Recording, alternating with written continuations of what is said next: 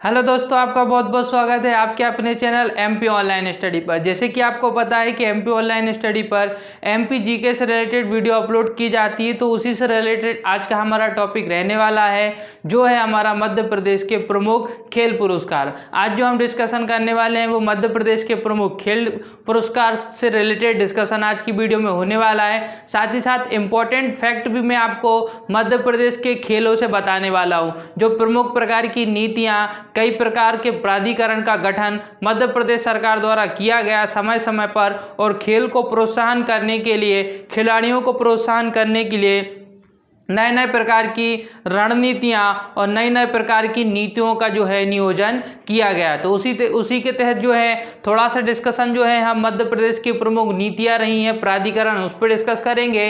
और उसके पश्चात मध्य प्रदेश के प्रमुख खेल पुरस्कारों से रिलेटेड भी आज हम डिस्कशन करने वाले हैं। तो स्टार्ट करते हैं आज का टॉपिक जो हमारा हो जाएगा। सबसे पहले हम बात कर रहे हैं मध्य प्रदेश में खेल। तो आप देखेंगे मध्य प्रदेश में आपको कई प्रकार के खेल देखने को मिलेंगे, कई प्रकार के आपको स्टेडियम देखने को मिलेंगे, और कई प्रतिभाशाली आपको खिलाड़ी जो हैं मध्य प्रदेश से देखने को मिलेंगे। तो सबसे पहले बात करते हैं हम मध्य प्रदेश में। अगर देखें, सबसे पहले मध्य प्रदेश क्रीड़ा परिषद की स्थापना की गई थी मध्य प्रदेश में, जिसकी स्थापना 1960-61 के लगभग की गई थी। मध्य प्रदेश क्रीड़ा परिषद की स्थापना मध्य प्रदेश में सर्वप्रथम की गई थी 1960-1961 के लगभग। इसके बाद अगर हम बात करें तो मध्य प्रदेश क्रीड़ा परिषद का पुनर्गठन भी किया गया, जो कि 1984 में इसका पुनर्गठन किया गया था। और उस समय अगर हम बात करें तो मध्य प्रदेश क्रीड़ा परिषद में जो हैं वो उस समय 34 सदस्य हुआ करते थे। इसके बाद अगर आप देखेंगे तो मध्य प्रदेश क्रीड़ा परिषद को जो है विघटित कर दिया गया, उसका विघटन कर दिया गया, और विघटन करने के पश्चात मध्य प्रदेश राज्य प्राधिकरण की स्थापना कर दी गई। तो ये मोस्ट इंपॉर्टेंट क्वेश्चन हो जाता है कि मध्य प्रदेश राज्य क्रीड़ा परिषद का विघटन करने के पश्चात मध्य प्रदेश राज्य प्राधिकरण की स्थापना कर दी गई। और मध्य प्रदेश राज्य प्राधिकरण की स्थापना की अगर आप बात करें तो 11 जुलाई 2013 को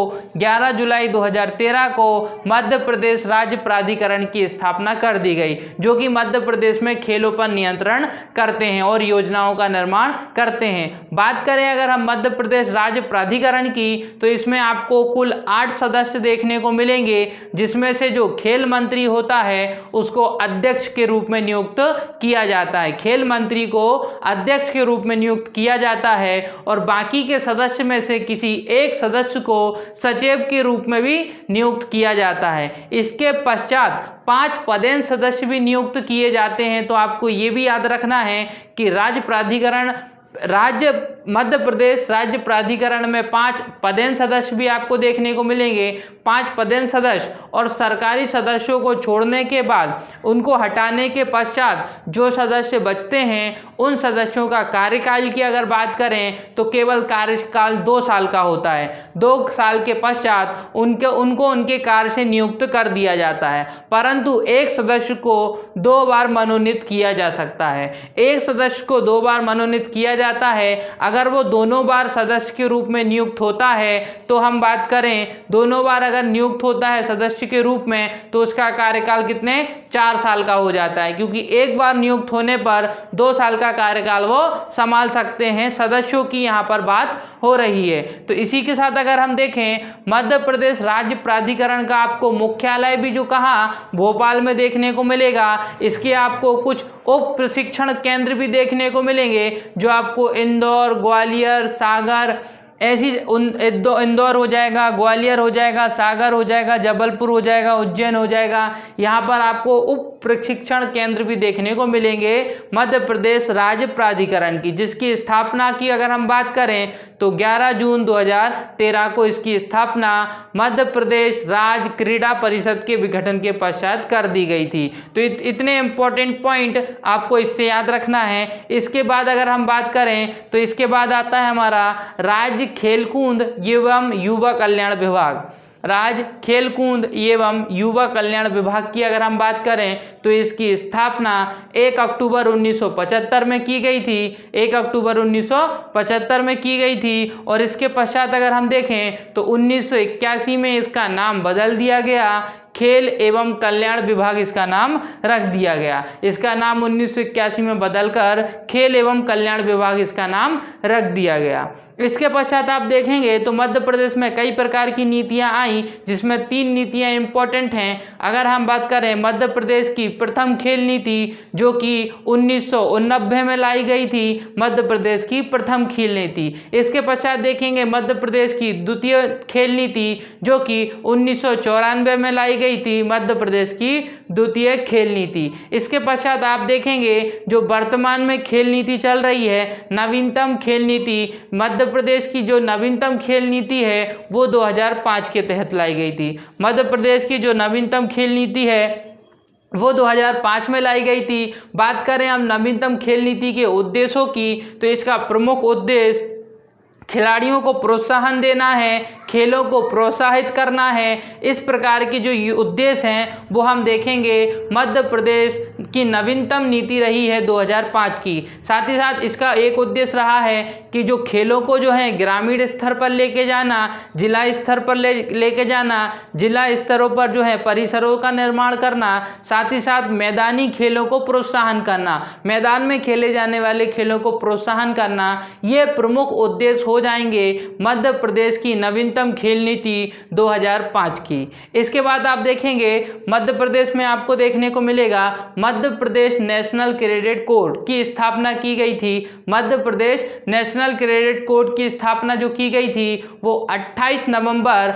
1949 में की गई, 1948 में की गई थी। 28 नवंबर 1948 को जो है नेशनल क्रेडिट कोर की स्थापना की गई थी, जिसका शॉर्ट फॉर्म हो जाएगा एनसीसी। परीक्षाओं में कई बार एनसीसी का फुल फॉर्म पूछ लिया जाता है, जिसका फुल फॉर्म हो जाएगा नेशनल क्रेडिट कोड, तो ये आपको याद रखना है। साथ ही साथ आप देखेंगे नेशनल क्रेडिट कोड का आपका मुख्यालय आपको भोपाल में देखने को मिलता है और इसके कुछ आपको प्रशिक्षण केंद्र भी देखने को मिलेंगे जो इंदौर, जबलपुर, सागर, रीवा में तो आपको एक सैनिक स्कूल भी देखने को मिलेगा। एनसीसी से रिलेटेड एक सैनिक स्कूल आपको जो है रीवा में देखने को मिलेगा। साथ ही साथ आपको ग्वालियर, तो ये प्रमुख जो हो जाएंगे इसके प्रशिक्षण केंद्र हो जाएंगे, लेकिन मुख्यालय की अगर हम बात करें तो वो आपको भोपाल में देखने को मिलेगा। इसके पश्चात बात करते हैं हम मध्य प्रदेश के प्रमुख खेल पुरस्कार। अगर हम बात करें मध्य प्रदेश के प्रमुख खेल पुरस्कार तो कई प्रकार के खेल जो हैं मध्य प्रदेश में खेले जाते हैं और उनसे रिलेटेड कई प्रकार के पुरस्कार मध्य प्रदेश सरकार द्वारा दिए जाते हैं, जिसमें हम अगर मध्य प्रदेश का सबसे बड़ा खेल पुरस्कार की अगर बात करें तो वो हो जाएगा हमारा विक्रम पुरस्कार। वो कौन सा पुरस्कार हो जाएगा? हमारा विक्रम पुरस्कार। बात करें अगर हम विक्रम पुरस्कार की तो मध्य प्रदेश का सर्वोच्च पुरस्कार जो कि खिलाड़ियों को दिया जाता है वो विक्रम पुरस्कार हो जाएगा। विक्रम पुरस्कार के अंतर्गत आप देखेंगे तो 1 लाख रुपए की राशि दी जाती है। विक्रम पुरस्कार के अंतर्गत 1 लाख रुपए की राशि दी जाती है, जिसे 2013 से देना प्रारंभ किया गया है। 2013 से के पूर्व इसको विक्रम पुरस्कार के तहत केवल 50,000 की राशि दी जाती थी। तो इतना पॉइंट आपको इसमें याद रखना है। साथ ही साथ हम आपको बताएं कि विक्रम पुरस्कार उस खिलाड़ी को दिया जाता है जिस खिलाड़ी ने 5 वर्षों के अंतर्गत किन्हीं 2 वर्षों में 5 वर्षों के अंतर्गत किन्हीं 2 वर्षों में कोई भी पदक जीता हो, तो उसको जो है वो विक्रम पुरस्कार का जो है दावेदार बन जाता है और उसको विक्रम पुरस्कार दिया जा सकता है। अब विक्रम पुरस्कार के अंतर्गत आप देखेंगे तो एक ब्लेजर दिया जाता है, एक प्रमाण पत्र दिया जाता है, ये और आपको राशि दी जाती है। ये इतनी चीज आपको विक्रम पुरस्कार के अंतर्गत दी जाती है। मोस्ट इंपॉर्टेंट ये हो जाता है कि अगर आप किसी राष्ट्रीय या अंतर्राष्ट्रीय खिलाड़ी हैं तो आपको ये पुरस्कार, अगर आपने 5 वर्षों के अंतर किसी भी 2 वर्षों में, उस 5 वर्षों के अंतराल में किसी 2 वर्षों में कोई पदक जीता है तो आपको विक्रम पुरस्कार के जो हैं आप दावेदार बन जाते हैं। साथ ही साथ आप अगर सीनियर वर्ग में खेल रहे हैं तो जो इम्पोर्टेंट है, सीनियर वर्ग में भी खिलाड़ी का होना जरूरी होता है। इसके बाद अगर हम सेकंड की बात करें तो सेकंड आता है हमारा विश्वनाथ पुरस्कार। विश्वनाथ पुरस्कार की अगर हम बात करें तो आप देखेंगे कि विश्वनाथ पुरस्कार प्रशिक्षकों मतलब कोचों को दिया जाता है। जो गुरु होते हैं, खिलाड़ियों के जो कोच होते हैं, उनको जो है वो विश्वनाथ पुरस्कार दिया जाता है। वही हम भारत की बात करें तो भारत के अंतर्गत द्रोणाचार्य पुरस्कार दिया जाता है। जो गुरु होते हैं, जो कोच होते हैं, उनको भारत के अंतर्गत द्रोणाचार्य पुरस्कार दिया जाता है और मध्य प्रदेश के अंतर्गत विश्वनाथ पुरस्कार दिया जाता है। बात करें हम विश्वनाथ पुरस्कार की तो इसके तहत जो है 1 लाख रुपए की राशि दी जाती है, जिसको देना 2013 से ही प्रारंभ किया गया है। इसके पूर्व इसमें 50,000 रुपए की राशि दी जाती थी। तो ये जो पुरस्कार है विश्वनाथ पुरस्कार, ये जो कोचों को दिया जाता है, ये तब दिया जाता है जब उनके शिष्यों द्वारा किसी 5 वर्ष में राष्ट्रीय या अंतर्राष्ट्रीय प्रतिस्पर्धा में, राष्ट्रीय या अंतर्राष्ट्रीय प्रतिस्पर्धा में 5 साल के अंतर्गत किसी भी 2 वर्षों में 2 स्वर्ण पदक जीते गए हों, 2 स्वर्ण पदक जीते गए हों, या 4 रजत दर्पण जीते गए हों, या 4 रजत पदक जीते गए हों, या फिर 6 कांस्य पदक जीते गए हों। तो यहाँ पर या का सवाल आता है दोस्तों, या तो किसी खिलाड़ी को 2 स्वर्ण पदक जीतना है, या स्वर्ण पदक के स्थान पर आप 4 रजत पदक भी अगर जीते हैं तो भी आपके गुरु को विश्वनाथ पुरस्कार से सम्मानित किया जा सकता है। इसी के साथ अगर आप 4 रजत पदक नहीं जीतते हैं और अगर आप केवल 6 कांस्य पदक ही जीतते हैं 5 वर्षों के अंतराल में राष्ट्रीय अंतर्राष्ट्रीय प्रतिस्पर्धा में,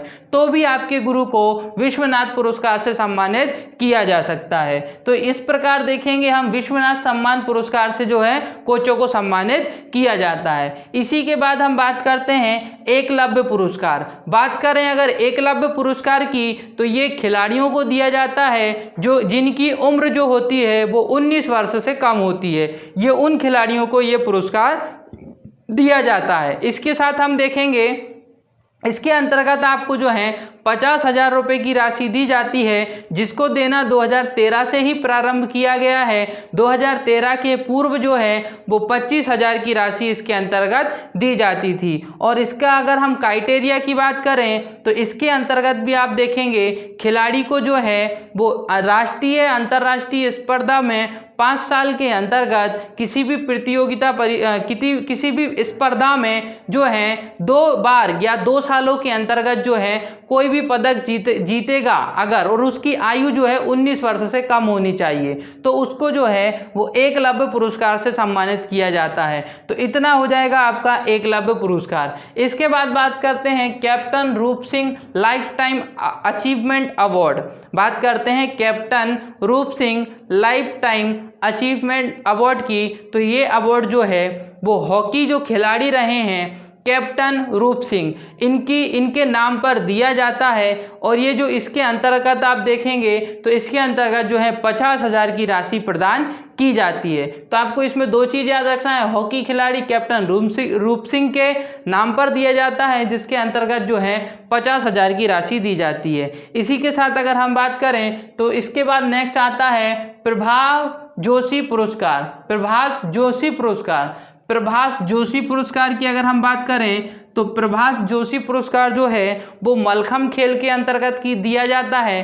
बात करें मलखम्ब खेल की, जो कि मध्य प्रदेश का राजकीय खेल हो जाता है, जिसे 2013 में ही मध्य प्रदेश का राजकीय खेल बनाया गया था। साथ ही साथ बात करें प्रभास जोशी पुरस्कार को भी जो है 2013 में ही स्थापित किया गया था, और जिसके तहत हम देखें तो 1 लाख रुपए की राशि दी जाती है।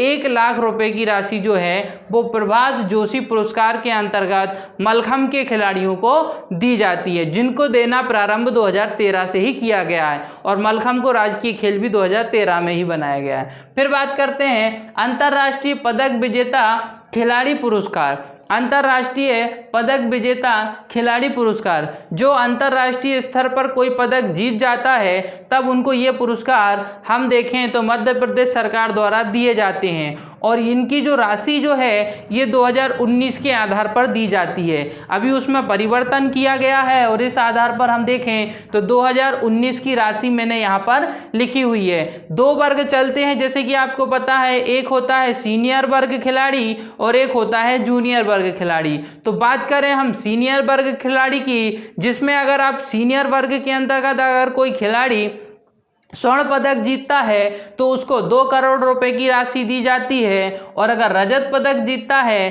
तो 50 लाख रुपए की राशि दी जाती है, और अगर कांस्य पदक जीतता है तो 25 लाख रुपए की राशि दी जाती है। वहीं बात करें अगर हम जूनियर वर्ग के अंतर्गत कोई खिलाड़ी स्वर्ण पदक जीतता है तो उसको 1 करोड़ रुपए की राशि, रजत पदक जीतता है तो 25 लाख रुपए की राशि, और कांस्य पदक जीतता है तो आप देखेंगे 12.5 लाख रुपए की राशि जो है उस खिलाड़ी को प्रदान की जाती है उस पुरस्कार के रूप में। तो दोस्तों आज का ये टोटल हमारा जो था वो मध्य प्रदेश में जो प्रमुख नीतियां रही हैं, प्रमुख प्राधिकरण रहे हैं, उस पर हमने डिस्कशन किया। साथ ही साथ हमने मध्य प्रदेश के जो हमारे प्रमुख खेल पुरस्कार रहे हैं उस पर भी डिस्कशन किया।